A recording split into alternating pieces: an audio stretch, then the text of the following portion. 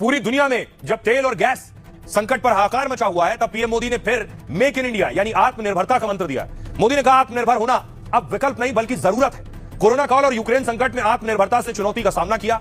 Gulf में चल रहे युद्ध ने हमें फिर आत्मनिर्भरता का महत्व समझाया है। पेट्रोल और डीजल पर विदेशी निर्भरता कम करने के लिए काम कर रहे हैं। भारत अपनी जरूरत का करीब 90% कच्चा तेल विदेशों से खरीदता है, फिर रिफाइन कर ये पेट्रोल और डीजल के रूप में बेचा जाता है। लेकिन अब इलेक्ट्रिक बस और ई गाड़ियों पर बल दिया जा रहा है। रेलवे के 100% विद्युतीकरण की कोशिश की जा रही। सोलर पावर प्रोजेक्ट पर भी बड़ी तेजी से काम हो रहा है। भारत तीसरा सबसे अधिक सौर ऊर्जा पैदा करने वाला देश है। अभी चीन सोलर एनर्जी में नंबर 1 है और अमेरिका दूसरे नंबर पर है। 2030 तक भारत 500 गीगावाट के साथ अमेरिका से आगे हो सकता है। खाना पकाने से खेतों की सिंचाई और कारखानों तक में काम आती है। सौर ऊर्जा के जरिए भारत तेल और गैस का विकल्प तैयार कर रहा है। जैव ईंधन जैसे बायोडीजल और एथेनॉल पर भी जोर दिया जा रहा है ताकि भारत हथियारों की तरह ऊर्जा क्षेत्र में भी आत्मनिर्भर बन सके।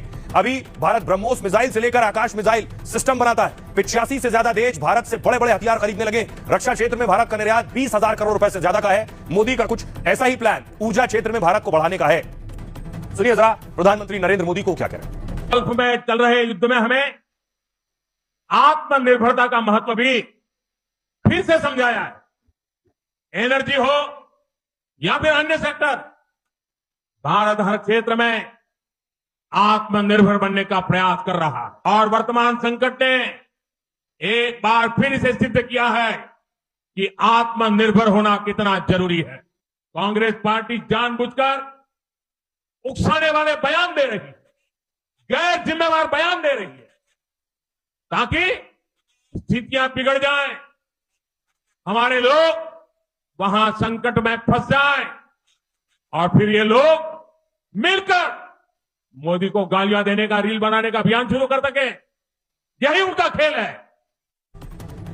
तो प्रधानमंत्री मोदी कह रहे हैं कि जंग के दौर में जब दुनिया परेशान है, हम तक भी यहां चाह रही है, तो यह बिल्कुल सही मौका है कि हम आत्मनिर्भरता के बारे में सोचें। अब आइए आपको ये चलता हूं जंग के मैदान में।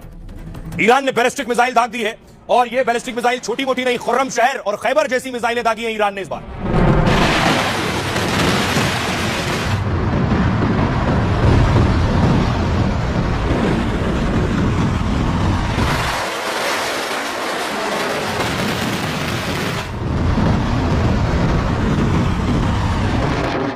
इसके साथ ही ईरान ने नौसेना की ताकत भी दिखाई है। ये ईरानी नौसेना की ताकत आप देख रहे हैं।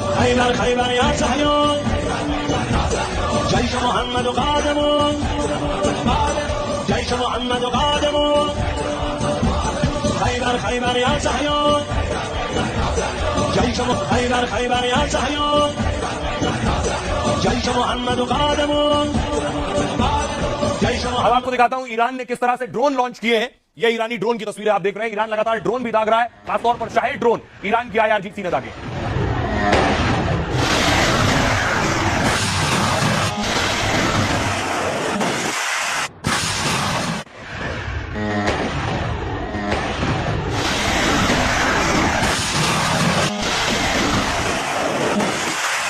अब आपको लिए चलता हूं